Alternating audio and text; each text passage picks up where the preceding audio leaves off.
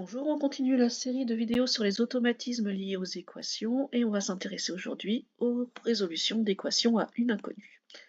Je vous propose une série de 4 questions sous la forme de QCM. Vous pouvez mettre en pause et on se retrouve dans quelques instants pour la correction. Tout d'abord, la première question qu'on nous pose, ce n'est pas de résoudre une équation, mais de trouver une équation équivalente. C'est-à-dire, quand on voit un petit peu la forme des réponses, on va essayer de trouver notre première étape. En effet, la première étape souvent dans les équations du premier degré, c'est-à-dire avec des x simples, est d'aller rassembler les inconnus dans un des deux membres et d'aller rassembler les nombres sans inconnus dans l'autre membre. Alors, la plupart du temps, moi j'aime bien, c'est rassembler les x à gauche et les nombres sans x à droite. Parce que je trouve que c'est plus naturel d'avoir x égale à la fin de notre équation. Ici, à l'oral, pourtant, ça va être plus facile de travailler dans l'autre sens. Ça va être plus facile de mettre 3x dans le membre de droite, puisqu'on voit que 8x est plus grand, donc ça va nous éviter les nombres négatifs. C'est toujours un petit peu plus agréable aussi. Donc pour aller enlever ce 3x et le passer à droite, en fait une équation, c'est une balance qui est équilibrée. Et donc quand vous allez enlever ce 3x, vous risquez de déséquilibrer votre balance. Il faut donc enlever aussi le 3x de l'autre côté. On arrivera donc à 5x. Puis ensuite, de la même façon, on travaille sur le moins 9. Pour aller l'enlever, on va mettre plus 9. Et donc ici, on sera à 2 plus 9, 11. Donc on aura 11 égale 5x, donc 5x égale 11. On voit que les autres solutions qui sont proposées sont là pour toutes les erreurs de signe que vous auriez pu commettre dans le déplacement, on va dire, de vos termes. Mais encore une fois, pensez bien quelle opération vous permet d'enlever ce que vous voulez bouger et vous faites cette opération des deux côtés. La deuxième question que l'on vous pose est un peu plus délicate. En effet, on part d'une équation et on vous demande une équation équivalente. Sauf que on ne voit pas toujours bien le lien entre ce qui est proposé et, et vos réponses. On vous demande donc une équation équivalente puisqu'on vous dit qu'on doit avoir le même ensemble de solutions. Si vous regardez la première, ça démarre bien. On voit 6x moins 4x, ça fait 2x. Et de l'autre côté, on voit un 1 et un 4, on se dit, ouais, il y a un 5, tout va bien. Sauf que le moins qui est ici est attaché au 1.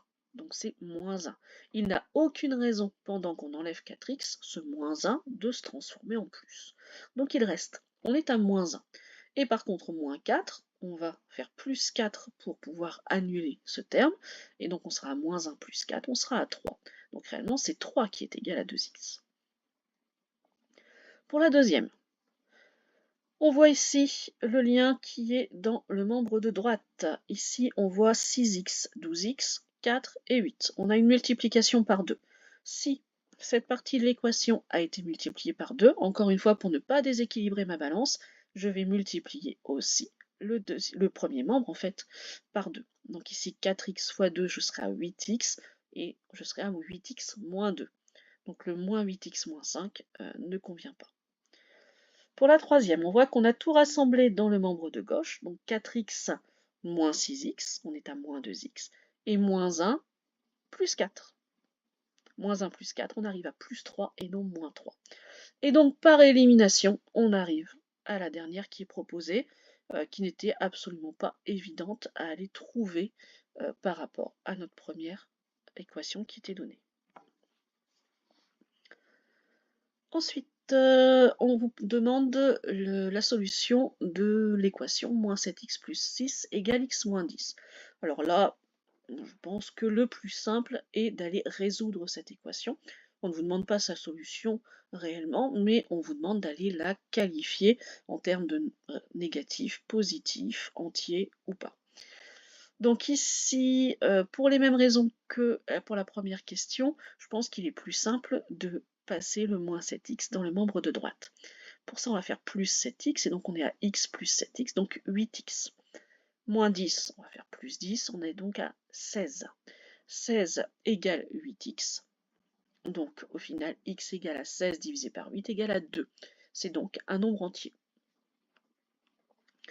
Alors, il est bien réel, un nombre entier fait partie des nombres réels, mais il n'est pas négatif, il n'est pas inférieur à -2 et il n'est pas non plus supérieur à 4.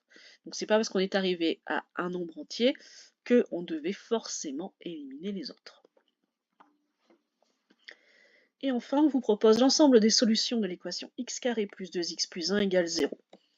On est sur une équation du second degré, on a du x carré. Donc naturellement, en classe de seconde, on n'est pas capable de résoudre cette équation. Et en classe de première, on peut le faire notamment avec le discriminant, mais c'est quand même sortir un gros outil et beaucoup de calculs pour peu de choses.